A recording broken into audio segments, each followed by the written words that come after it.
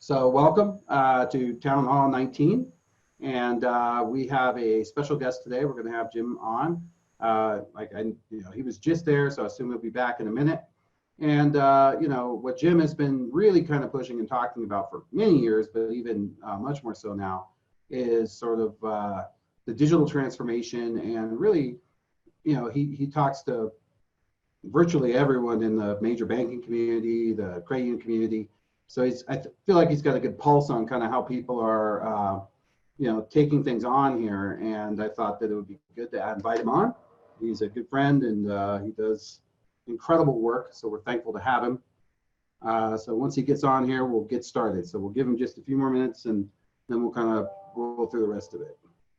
While we're waiting, one of the reasons we've got Jim here is that our sponsors. So I'm going to start off with Member Pass. So Member Pass, is really starting to take off now. For those of you that haven't looked, it's a product to see ledger, and we're thankful for their sponsorship. We've also got the CU Service Network, Doug and his group, and Doug, I see you have updated your logo, so we'll fix that here in a bit. And obviously Big and CU Broadcast. So very exciting stuff. Next week, we will not have a town hall. I figure most of us will be out because it's going to hit on the July 4th, I think, or close to it. So we're going to skip that week, and then the following week, we'll pick back up. I see that Jim is here. Hey, Jim. Yes, sorry it took me a little while. I decided to go to a different computer, so that's the way it is. Oh, no worries. Well, welcome, and thank you for joining us. All right, so Melissa, let's just move on here. So I'm not sure Mike's here today, but I know generally Mike and I host this. Today I'll be taking that on so we can move on to the next one here. And we have our special guest, the man, the legend, the one, the only, Mr. Jim, financialbrand.com. If you have not bumped into Jim Rose, you are probably not attending any conference ever, is all I can really say.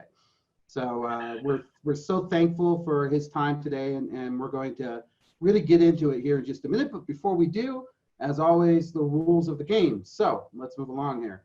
Going to do a little introduction. We're going to really kind of talk to Jim. We're going to have credit unions that, I'll probably throw it out to a few people who I know have some, space or some ideas in the spaces we'll be talking about. If you feel compelled to dig deeper, if someone says something, please don't be afraid to put it in the chat room.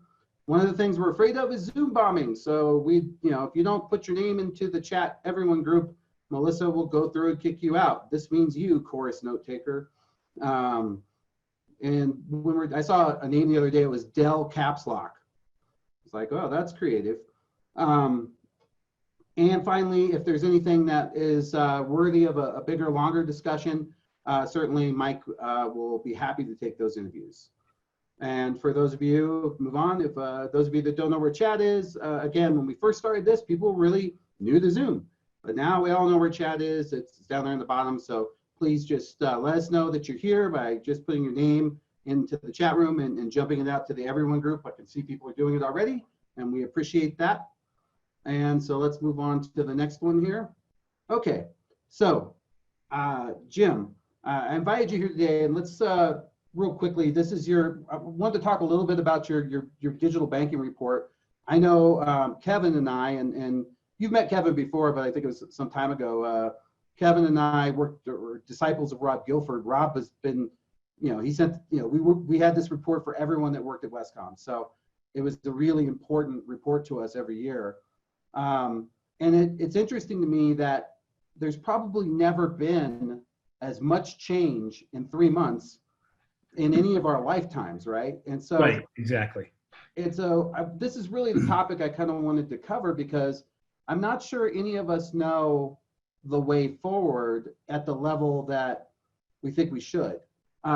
So talk to us, tell us what you've been seeing out there. Tell us, like, you're sitting here, you're watching all this occur. You have all this in-depth knowledge of kind of what the operational aspects, the commercial aspects, the retail aspects of banking look like. How does that all come together in this new normal?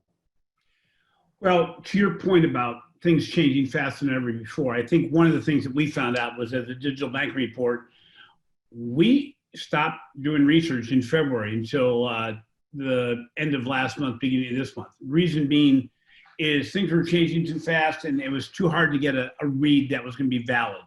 So we are going to be coming out for all those that are interested or concerned.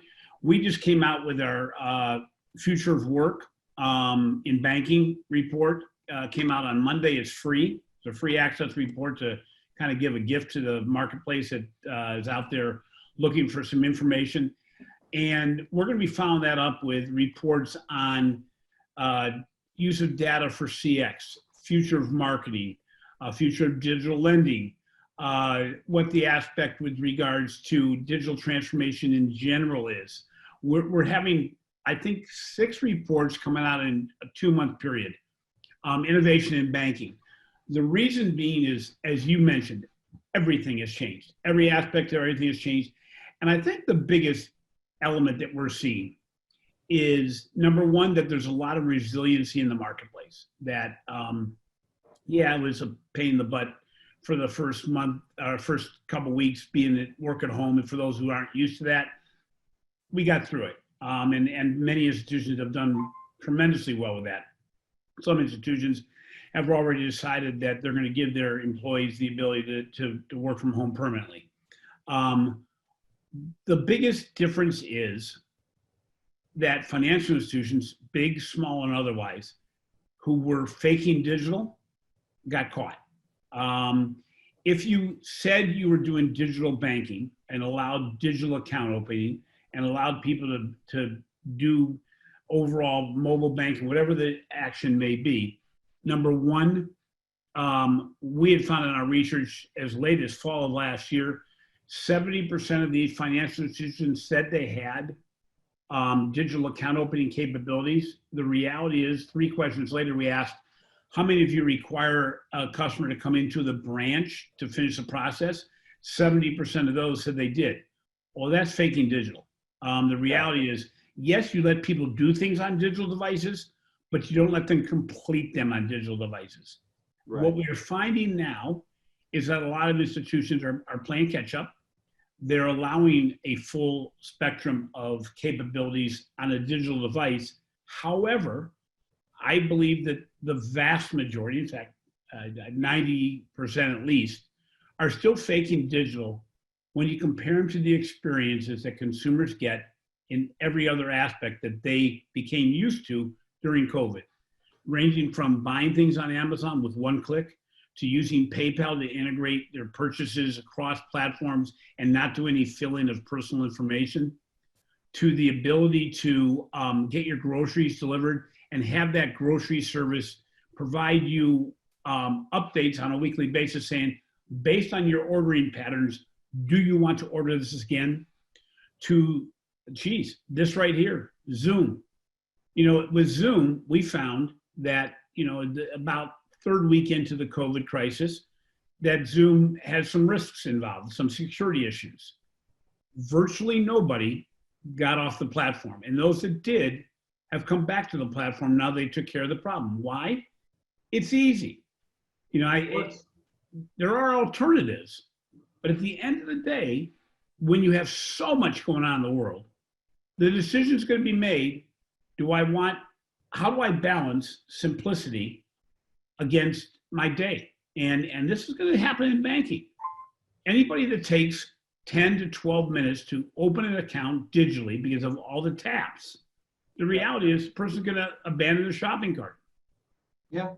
So can we go back to this topic of faking digital? I want to give you some, I like that name. I like what you're saying. It's like, digital charlatans. I don't know, but I like the way you put that. So let me give you what I consider faking digital and see if it falls into the same category. If you can't make a real-time credit card payment for a credit card that has your brand on it, on the the plastic itself, that feels like faking digital to me a little bit. Yeah, definitely. If you can't make a principal-only mortgage payment, both mobile and on the web, and would you consider that anything that's missing from the web to mobile, or would you say, yeah, if you could do it in one or the other, then it's okay, they're not No. faking it? No, the experience has to be the same no matter what channel you're going to.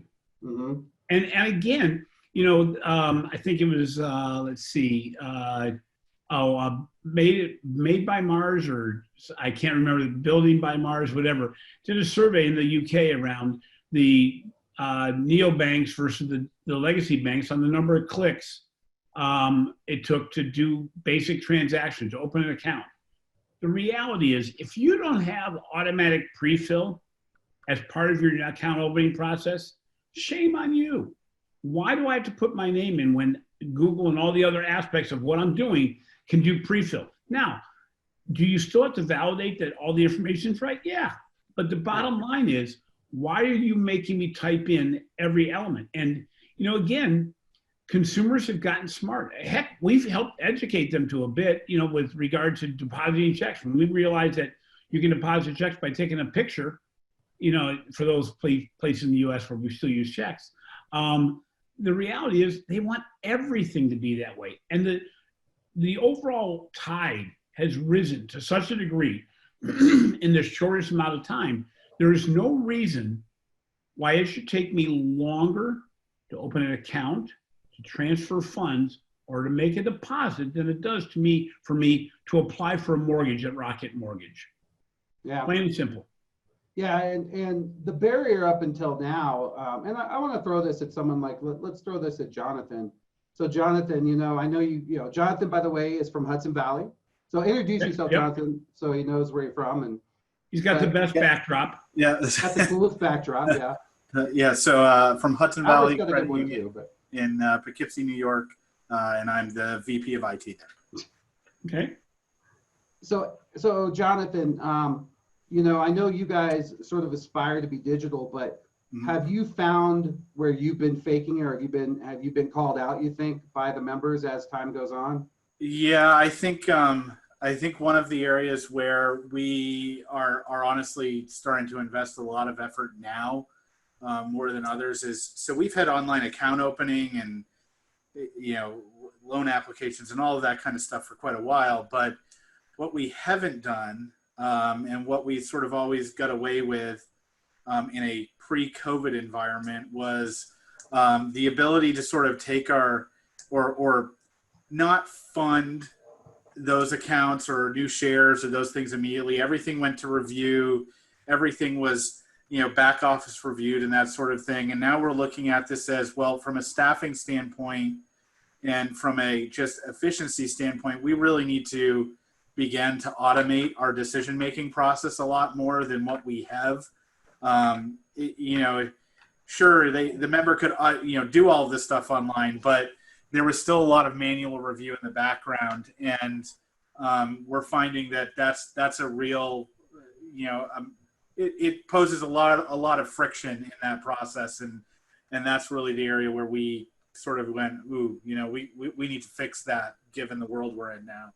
So just from your perspective, when you say a lot of manual, so if someone was referred or something, there probably wasn't a digital remediation always to Right. get them aboard. So that's exactly. And we've had some security processes internally, risk management processes. Well, they're great, but they've never been able to be integrated into these other digital workflows in the way that we need to now. So it's really the COVID situation has forced us to go back and rethink, one, are these things really needed? Because there's a definite component of, are we just doing this because we've already done it, always done it, or is it something that is really providing value? And then two, if it is really providing value, we need to turn it into a system that is accessible by our other platforms. And in our case, we use the Meridian Link product. We need to turn it into something that's consumable by those products, so that it is not a manual review anymore. So it's this digitization has actually sped up our creation of in-house APIs and data access layers so that we can automate these things versus where in the past we've just said, oh no, we got staff for that. Well, it's not really that environment anymore. And so it's really more back-end development and being able to expose some of this very customized data set to these providers that are actively making decisions about our members' accounts and those workflows. So we're getting there, but this really ramped into high gear when the pandemic hit full force about in March of this year. Yeah. Well, and to your point, it's the back office that's broken. It's one thing for the front office to do it, but the back office is broken. We're going to come out of this having to make decisions in the nanosecond. We should be able to make small loan amounts in an instant if somebody needs it, and have it already defined. By the way, are you a person that's in deep trouble? Are you a person that's just trying to make things work? Did you take the delay on payments and really decide to take the advantage of the taking a pass on some payments, not because you were in trouble, but basically you were worried about what may happen, but at the same time you're building your savings account? Those people should instantly be treated differently. However, their credit bureaus may end up being the exact same. Yeah. And the reality is we've got to do this on a proactive basis. Being digital means being able to offer me something immediately based on the need that you see me most likely having, and me deciding whether or not I want it. If I'm going to Best Buy and I'm trying to buy a Wi-Fi device, and you see me there, and I have a credit card with you, and I have points, you should be immediately able to say, by the way, do you want to buy this with points instead? There are very few organizations that are digitally integrated to such a degree to say that they can help me. And, there's a lot of bad stories out there. I mean, I have a bad story that my small business bank, end up sending me generalized emails about PPP loans. Now, how frustrating is that when for the 2 months prior to COVID, they were knocking on my, calling me on the phone or emailing me continuously, trying to get my retirement funds. And then I don't get one personalized call or message since COVID came in place. And in fact, the one message I got said, by the way, if you're not an online banking customer with XYZ Bank, then sign up for it today. Well, I'm sorry, but if you don't know that, yeah, guess who's going to be in the branch when the branch opens? And it's not going to be to put more money in. right.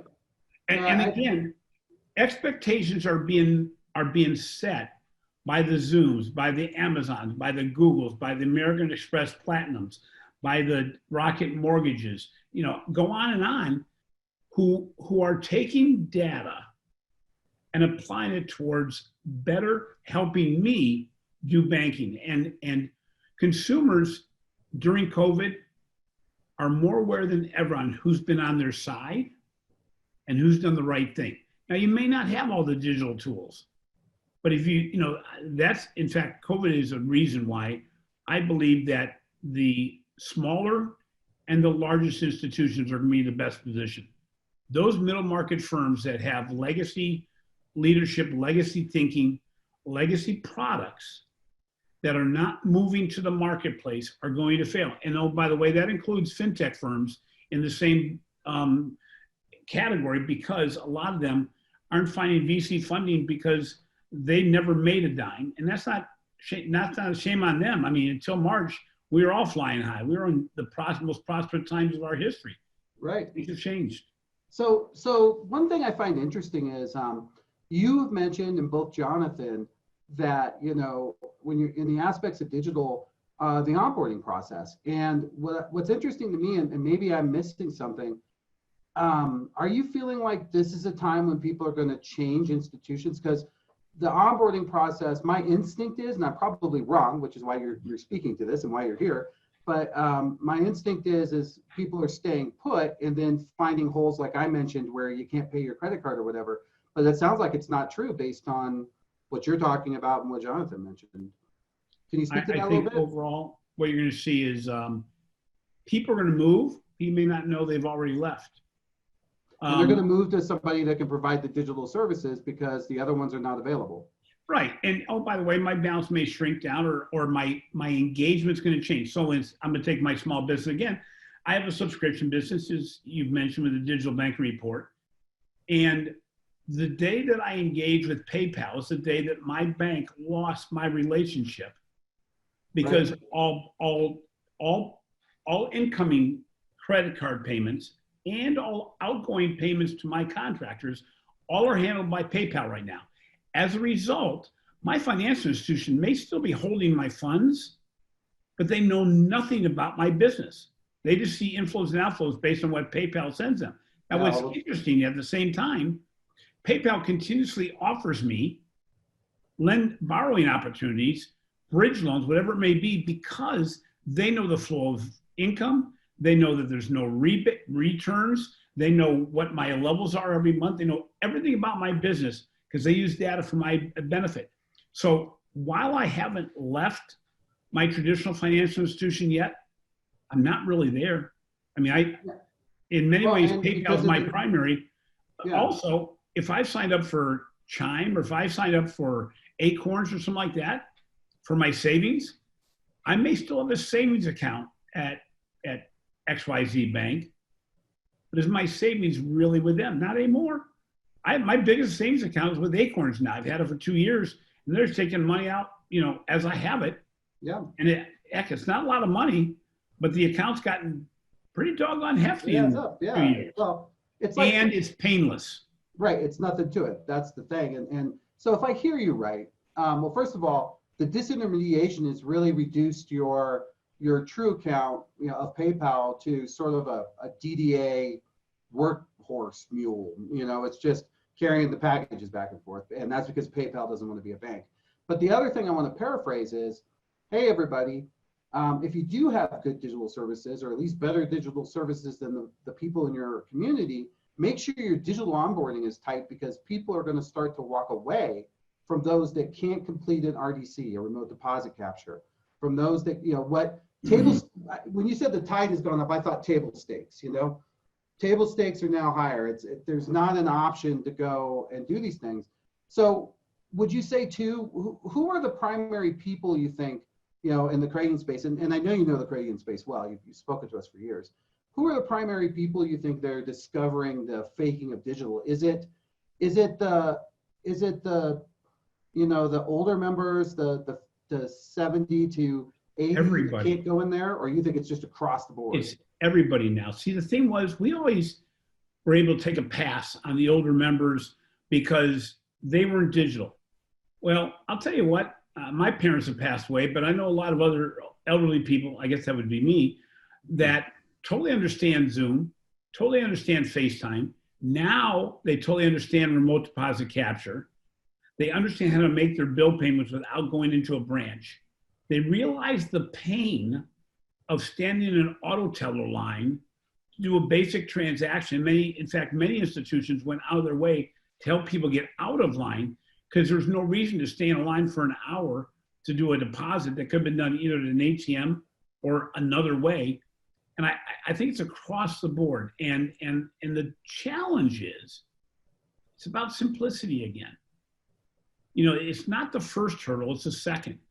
If you come to me and say, we now let somebody go end to end on an account opening process digitally, but that process takes 10 minutes, you've just gone through the first phase. And when you talk about onboarding, we always talk about the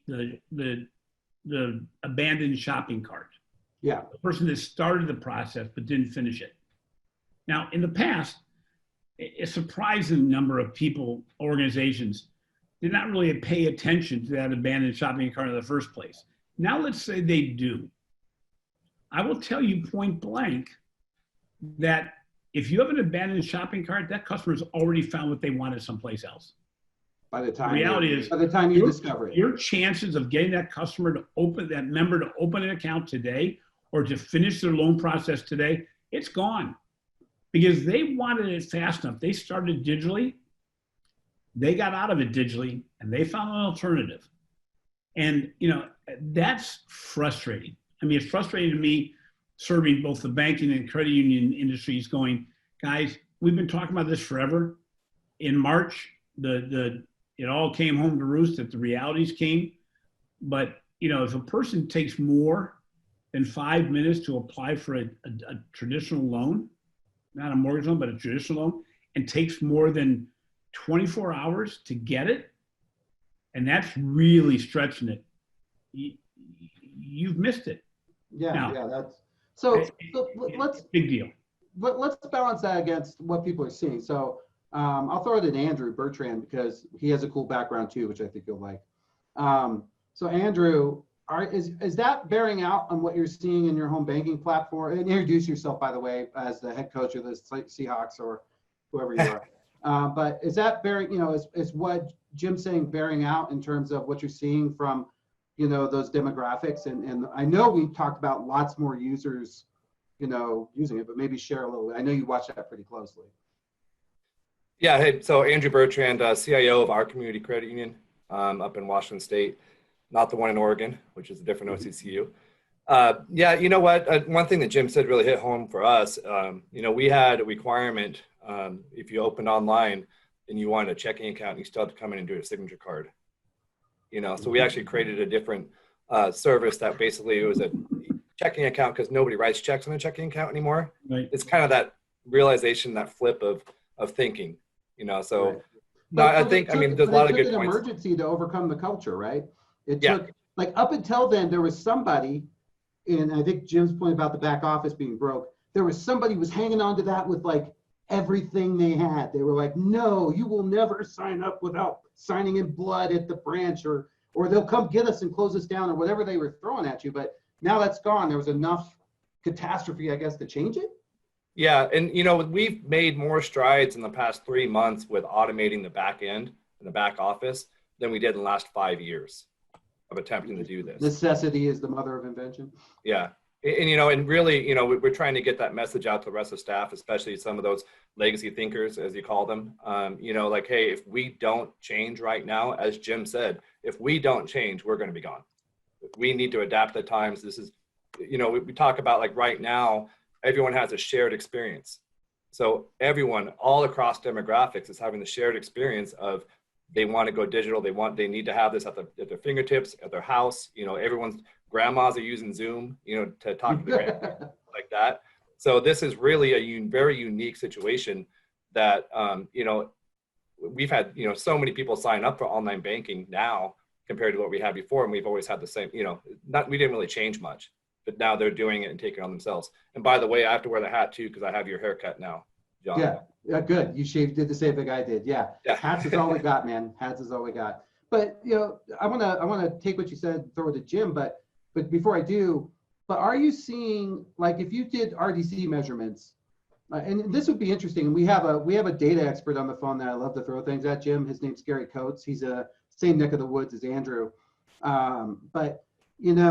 Are we seeing this increased transaction set, of these folks? So are we seeing first-time RDC users that, Absolutely. and what's the demo on that, and to Jim's point, for those people that, my feeling is, what don't we know? Like, okay, if that same person, it tried to do an RDC, and it's kind of like this abandoned shopping cart, did they go to the help and try to find something else? And will we even know?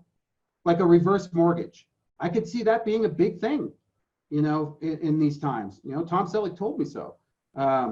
It's, and he's been around the block from what I can tell. But, that could be a thing. And did they go look for that? Is that a service you could even complete digitally? Right. That's my, but you're saying you're definitely seeing an expanded feature set from folks that were never in that spot. Right. You mentioned RDC. Prior to, like in January, I would say our average user of RDC was between 20 and 30-year-old demographic, right? Mm-hmm. Now we're seeing the average age is 46, which is exactly what our average age is of the credit union. Wow. So it just instantly expanded to the rest of the world. To go from the average that you had to the average you have now means everybody was on the very old end of the spectrum as far as who got brought on board, and they got brought on by their kids. I mean, point blank. It's oh my gosh, how do I do this? Okay, here's what the process is. It's so simple. And again, look at our industry. Why is it, besides the fact that they're big, why is it that the biggest banks are getting all these savings dollars, all these brand new savings accounts? Again, we have these opportunities out here. We have the ability right now with interest rates so low, the difference between the highest rate being offered by a digital bank and the non-rate offered by many financial institutions is very minimal. Why aren't we just knocking on the doors of these consumers saying, we know a number of you want to save for the future? I mean, think about what they're thinking. They're setting up, in my parents' case, they're setting up the envelopes my parents did because of the Depression. This is what they're doing. They're setting up savings accounts for security. Yeah. For those institutions, my favorite Joe Castilla at Edmonds Bank of Oklahoma, why is it that they were able to put together a PPP loan program, even though they didn't have a digital platform for small business loans? But now she's getting the additional business from those small businesses. What we have to do, and credit unions are positioned better than any other group. I've always said this, yes. Now's the time to say, you know what, we're on your side, because there is a value to being out there and reaching out going, you know what, we've given you some leeway on loan payments. However, we're seeing a number of our members wanting to establish new savings accounts to prepare for the unknown. How about if we open this instantly for you today with the information we have on file? Tell you what, just click this, yes, and that gets you there. Now, I'm not the compliant person, so it may not be nearly that easy, but it's got to be pretty doggone close. And, as was said earlier by the gentleman from Hudson, Jonathan, got to do that little scroll feature. That, now's the time when you got to say, let's make our back office work together. And I suggest very highly, make sure your compliance and your legal team are part of that meeting at the front. Too often we build things and then send it to them going, God, I hate this process. I'm going to send it to them for their approval. Well, if you don't involve them on the front end, don't expect a blanket approval on the back end. And if you get them on the front end and they're part of the mission, they've already bought in. Yeah, no, that's so let me ask you this. This time, right? We've got, most of us have branches closed. Or if they're open in a very dramatically different way. We've converted our branch users overnight. If I went into the, Kevin Sarber and I, as I told you, worked with Rob, the subscriber. I think Rob told me he was your first subscriber. That's what he would always tell us. He was the first one that ever said that he would say, yeah, he's like, yeah, send it to me, I'll pay. But that was always Rob. But if Kevin and I went into the boardroom at Westcom when we worked there and said, hey, listen, we want to convert about half, if not all, the branch tellers when they're not doing something to answer the call center. Well, one of us would have been stabbed, probably not me, because I would have tripped Kevin on the way out so that they'd eat him like zombies. I don't have to outrun the board member, the team. I just have to outrun Kevin. But coming back around to it, now all of a sudden this has become a necessity. So if you're in the chair, let's say you're the CEO of the financial brand credit union, and you've got this moment, and you're honest with yourself, like some of the folks are being on the phone here and saying, hey, listen, I'm a faker. I know I've got some areas where I'm faking it. Is the plane landed? Do you go after it hardcore? Do you take those resources and shift them to digital? Or do you try to wait it out and hope that everything, wait till you see some light at the end of the tunnel and then start going? Or what do you do? Number one, I would not put any money into the branch system right now, unless it's to close down a branch or reconfigure it. Right now, you're gonna have to prioritize investments, okay? We're not gonna be, maybe you have your budget still for this year, but I guarantee you none of us are gonna be sitting here on a bigger budget next year. So the reality is you have to invest in digital. In the same sense, invest in the member. How many organizations have done this type of call with their branch consumers, with their tellers and management team saying, and having just discussions about what's going on?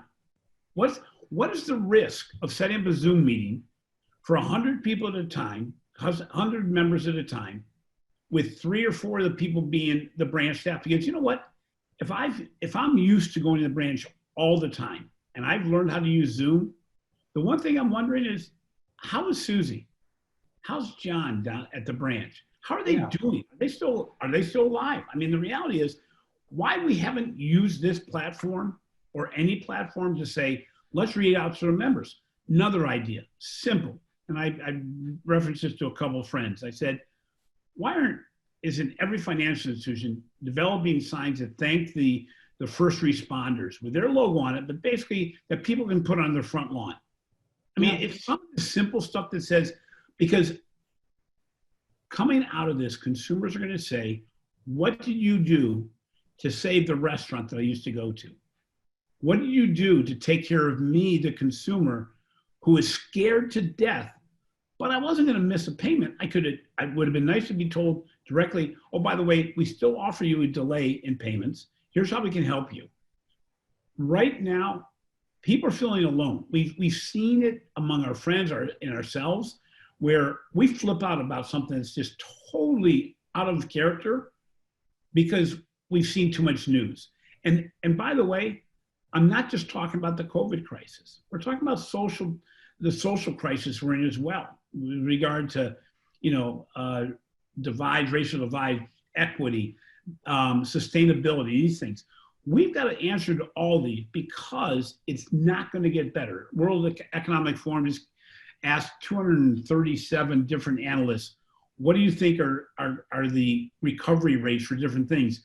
7 of the top 10 issues that are not going to get better are economic. Well, and those play directly, socioeconomically, directly into the culture challenges, the polarization, the division.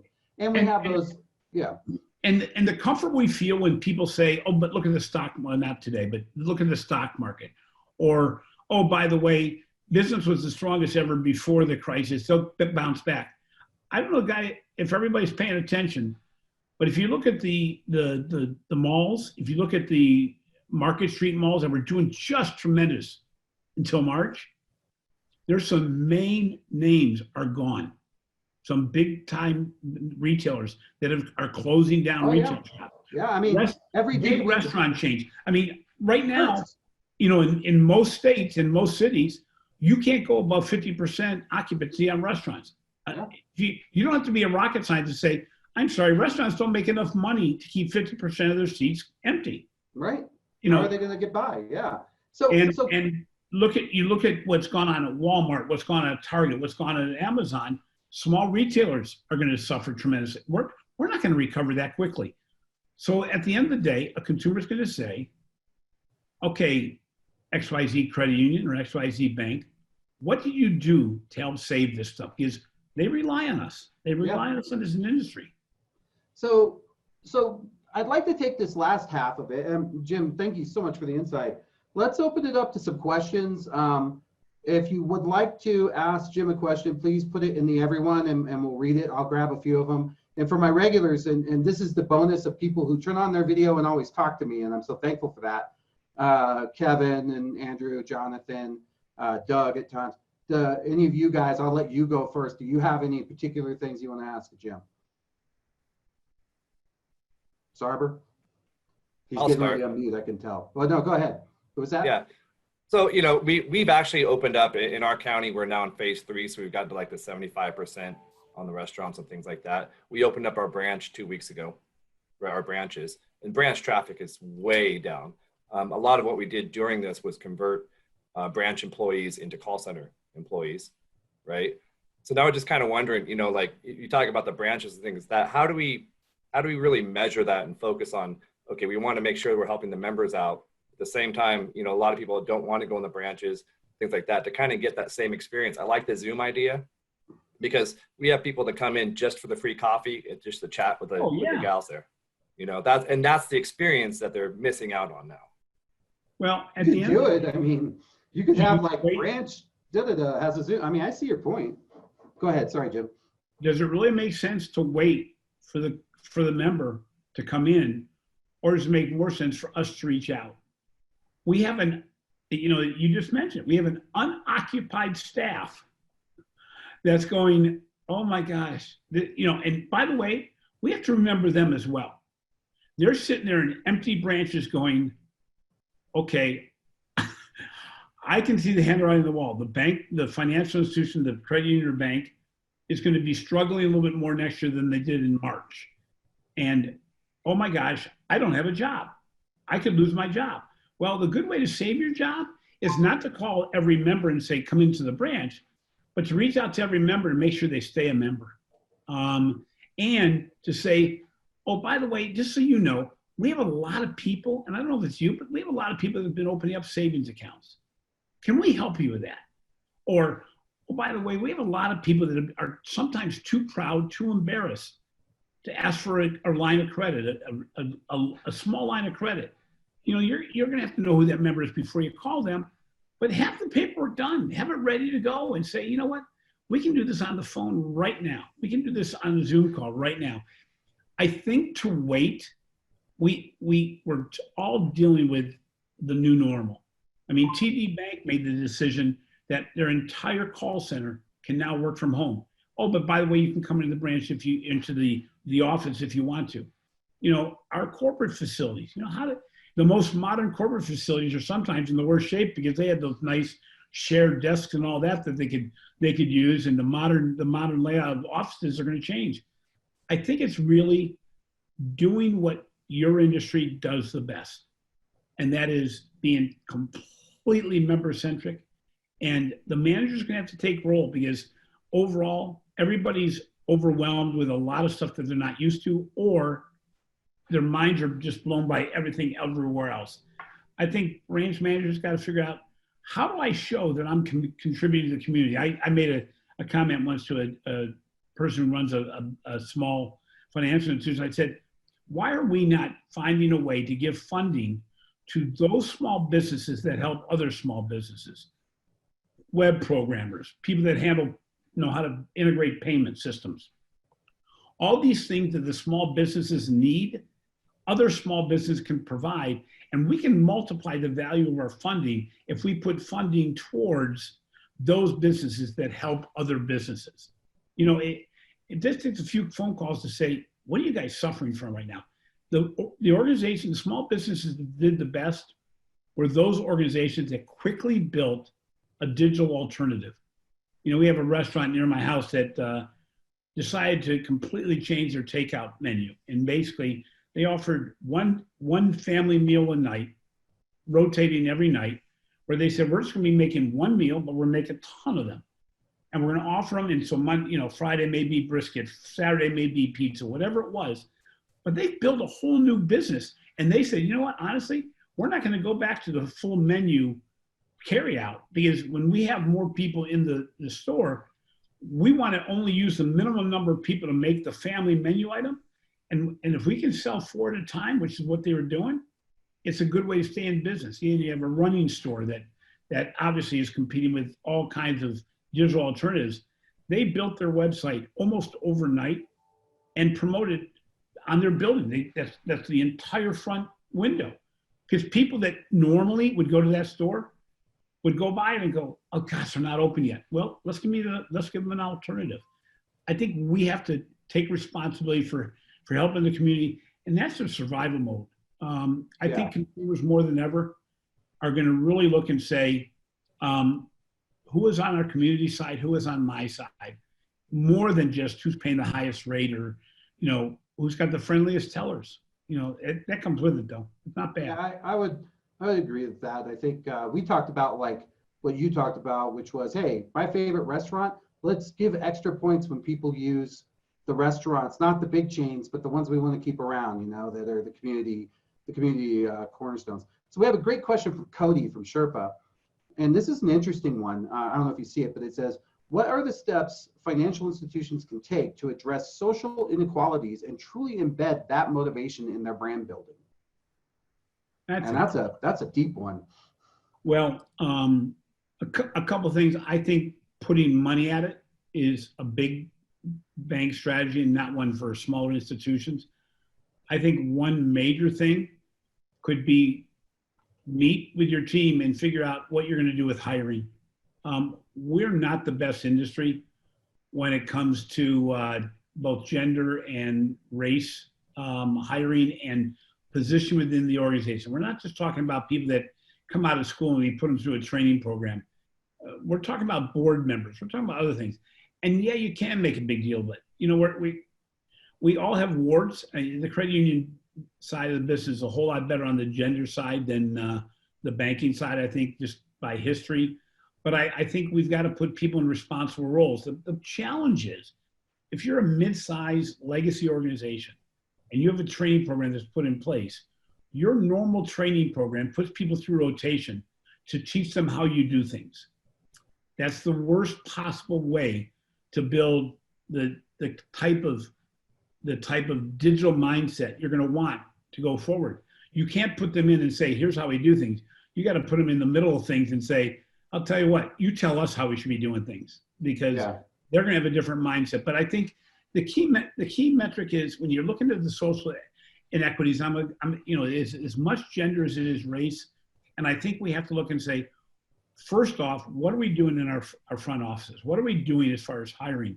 What are we doing as far as board members? What are we doing as far as leadership in the company? We can't keep on hiding from the reality that we don't do great in that space. And it gets back also to the community. You know, what can we do to help the small businesses survive?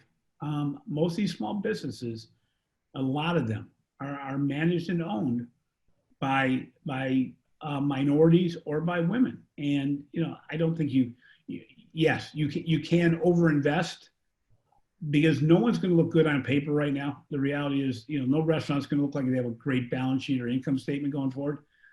What are we going to do commitment wise? Oh, and by the way, this is just like digital banking. This is not something you can hide from. All of us are going to be questioned in, if not next shareholder meeting, very soon after. What are you doing? It's not going away, and it shouldn't. But I think at the end of the day, we've got to do our part. Or if you're already doing it, make a point of it. Make it so people know you're doing it. Accentuate it. Yeah. Great question. Does anybody else have anything? Oh, Kevin, I see you unmuted. Yeah, Jim, great to hear your opinions on this stuff. I think I think you hit on something really important with that last point that you made about telling people about what credit unions are doing. I think we do a lot of great things. I know, some of the things, even that if you take Chime as an example, one of the big things was giving immediate credit or early credit for ACH that came into the warehouse. Most credit unions, or the majority, I would think, have been doing that forever. And if not, many of them moved as part of the crisis. How do we do a better job of telling people with limited funds? Obviously, we can't go to national advertising campaigns, but how do we do a better job at telling members and potential members what they can do that's an advantage for credit unions? That's a great point. There's not a publication. I'm assuming that most everybody on the call today is a local institution. There's not an institution out there that doesn't have a local paper or local publication or local news station that's not looking for good news about COVID. There's not much of it. You could easily have your PR, your marketing, even an officer in the company, write something up about what you're doing locally. You know what? You can't wait for the industry. The industry right now is fighting so many battles. They're fighting for the next wave of government funding. I think the reality is, if we talk about, because also the consumer is very jaded by corporate and institutional messaging. I think what we have to do is talk on the one-to-one level. And I know for a fact, content right now is key. And I can tell you from my personal experience, there's no lack of desire to talk about what the good news is out there. Not everybody takes that step because they've never had to do that before. I think it's a great time to say, don't take anything for granted. Don't take for granted that people know they can still defer loan payment. Don't take it for granted that people know they can open a savings account without coming to a branch, if that's the case, or that you're doing something special for the community. Right now, just watch the national or local news. they're trying so much to make that extra hour on the newscast, or an extra half hour, be good stuff, because we're bombarded by bad stuff right now. So the marketplace is open for ideas, realizing also there's not a whole lot of competition around there right now. You know, most businesses are still not back to normal. We're at least doing business as normal, even if we're not doing it in normal places. They may even be interested in knowing, oh, by the way, how are the branches and the people, are they all out of work? Oh no, they're working daily. Here's what they're doing. I think all those elements build. And your comment is so strong in that we've taken this for granted. You know, I used to laugh. That's not a real good thing to say, but I was in the banking industry. I'd laugh about, you know, the organization would say, yeah, but we have the best customer service. We have the friendliest teller. That may be true, but as Andrew said, you know, if the people aren't coming to the branch, you can have the friendliest tellers in the world, but if nobody sees them, it doesn't make much difference. I think Zoom calls are kind of a neat idea too. You know, these are just off the top of the head, but I'm sure your people, your team, could come up with 20 other things that would be good. You mentioned the lawn signs earlier. I thought that was pretty cool. Yeah. Lawn signs for, what was that? It was lawn signs thanking first responders. It was sponsored by the credit union. Having the logos of the hospitals, you could have just nurses, firefighters, garbage collectors. You could just name those people, or you have logos of your local things, but have your logo with it. You know what? You get free billboards everywhere. It's not the most expensive thing in the world. Oh, and by the way, use a local printer. You know, yeah. So the whole thing becomes a self-fulfilling prophecy of how good that is. You'll get local coverage on that, because it's not old. You know, we're around this too much. We think everybody knows this stuff already. You know, there's indications everywhere, even in Seattle, that we're not through this at all. You know, I look in the background of the picture in the Seattle Stadium, and I'm looking like going, geez, that's already practicing social distancing. That's not a full stadium. Obviously not a soccer game, because it would be full. But, you know, I think overall, we got to look and say, what's going to be going on in the future? You know, people are going to could very possibly be without sports for the entire fall. We may be having, you know, NCAA football in the spring. Okay, so what do we do that's fun that can, you know, maybe we have Zoom calls with some of the pros that they're not seeing anything about, you know, because, you know, to say the least, sports shows are dying right now because nothing to talk about. You know, there's all these elements that, again, make sure that people remember that you're in the community. And again, to Andrew's point, if you're not having people come through the branch, and there's a lot of research now that says 60 to 70% of the people that have changed their behaviors are not going to change it back, we got to figure out the backup plan. You know, as I said, when a TD Bank bought, I'm going to say Citizens Bank, but it wasn't, up in the Northeast, they used to give away dog biscuits and pens and all these things. How do you do that in a digital way? How do you digital loyalty? You know, I just had a podcast call for Banking Transformed podcast today with Mary Hines, the head of consumer banking at Citibank. She pretty much deals with rewards and loyalty. They did a reward program that gave a donation to the local food bank for every person that moved a phone call and did a digital transaction. So it may have been checking a balance, it may have been transferring funds, but they made major donations. So it's just a way, they probably would have done the donation anyway, but they tied it to consumer benefits so that consumer felt good about doing something for the community. Just some ideas. I love all of those. We're 4 minutes in, and I'm going to be greedy and hog the last 4 minutes here. One, to thank you. I know you're a busy guy, and jumping on was awesome. Just to talk a little bit, you know, Jim, you and I have discussed this before around one of the other things I feel passionately about is really looking, and I believe it's an opportunity for the credit union. I believe that as we go forward, digital identity is going to continue to be probably one of the most important consumer applications that we're going to have. I think we're going to need it to deal with COVID vaccinations, you know, particularly the amount of fraud, because we've already seen for those of us that did have, you know, digital onboarding, we got hit with people faking up PPP loans and basically taking unemployment on behalf of other people. So just a little talk. I know you've been involved in this with me and USAA, all the other folks, but and we have Member Pass as one of our sponsors, so I wanted to shout about that. But do you feel like that as we move forward, there'll be some consolidation in the digital space, not just around identity, but around some of the other table stakes or services that are necessary to provide these digital things in the same way that it happened for physical branches over the years? Yeah, there will be. Fintech firms are going to get either acquired, or the knowledge base going to be partnered with legacy financial institutions. I think, it's interesting because I think it's not just digital identity, but all areas of security and fraud, we've got to make it easier. What's interesting is everything we need is out there.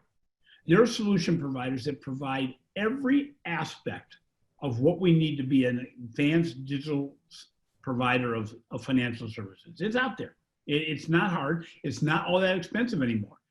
I think when the issue is going to be how well can you personalize? How well can you give security? How well can you make it easy? And the winners are going to be the ones that make the process simple. And it's funny because we take a lot of this for granted. Now, how many of your members have made a digital payment at a POS device? We got to get them used to all these elements. It's no longer a secret anymore. It's no longer, but people still are taking their cards out and swiping them. That's not the best way to do things. Yeah. You can keep and now it could be dangerous. You're touching more stuff. Exactly. I mean, use Apple Pay, use Zelle, use Venmo. Teach. I wouldn't be surprised if, some of these grandparents paid their kids to teach them how to do remote deposit capture, and the kid said, "Okay, now you can pay me on Venmo." How do I do that? Let's be where the digital consumer is, because right now, I think there's going to be a lot of people staying home a little bit longer, but people are now accustomed to what can be done. And the last thing we want is a member to come into our branch and say, what do you mean you can't do this? My dry cleaner does this. My restaurant does this. We're going to be caught with the stare on our face going, I go into my branch, I go, you guys aren't making any sense. Why and is they don't care about our excuses of, well, it's on a different system or a different host. And your point is right. If you can read some magic picture of a check I gave and give me money, why can't you make it so I can do a real-time payment to my credit card? That doesn't make sense to me. Why do I, when I have to transfer money from one big bank to the other big bank, why am I still writing checks to myself and taking a picture? Because the transfer of funds between these two institutions is broken. It's not the easiest process. I don't get credit as fast. And if I take a picture, I get credit immediately. Yeah, it's Guess fundamentally what? broken. It's not the best process in the world, but I'm using digital. I guess taking a picture of a check, but I've never written more checks. I got a whole drawer here to the side that's filled with checks to myself. But what's funny is I think you just came up with a great idea for a Zoom for a credit union, which is hold a Zoom and show everybody how to do remote deposit capture. I think Andrew would be awesome at it. I would go to that Zoom just to watch Andrew try to show everybody. How to make a mobile phone payment at that's a good one. At a POS device. Again, the fear is, remember guys, we're talking about people in many cases that were fearful of ATMs in the beginning. We're certainly fearful of making a deposit at an ATM. Now we have the ability to do touchless ATM transactions where we don't even have to, you just wave the phone in front of the ATM. Let's make it so people are accustomed to this. Yes. Will there be parts of our business that are going to be disrupted? Yes. But the bottom line is it's not our choice. The reality is that the consumer is going to do it to us if we don't do it for ourselves. And do what Amazon is doing. Let's start training people internally to be digitally minded and to be able to serve the digital consumer. Because these people that are holding out, guess what? The world's going to change without their approval. And oh, by the way, we found out in March it can happen in an instant. Yep. Well, you know what, Jim? Thank you so much. We're going to get a link out to your free report that just came out. The workflow report. We're going to get that out to everyone that's on the list. Thank you again to Member Pass and to Creating Service Network, Doug and the group for supporting us, Creating Broadcast. Jim, as always, what a pleasure. This will be published. We'll get it over to you. And thank you again for your time. Well, thank you for everybody on the line today, and it's great. You know, it's one of these moments that you never like it, but you know, the people on this call show that there's people that are still trying to figure out how do they disrupt themselves as well as their organization and make it better. I have a lot of faith that as industries, we'll do okay, but I do believe that we're going to find those that have been faking banking as well, not just digital banking. That basically those organizations that don't put the consumer first, don't put them at the center, and don't find every possible way to make their life easier are going to pay the price, because the consumer is going to be, we don't have enough time. And there's enough things going on in our minds right now. Thank you, everyone. Well put. Thank you so Bob, much. for the invitation. Oh, no, thank you for coming. Take care, everyone. Okay, thanks, Thank everyone. you. You too.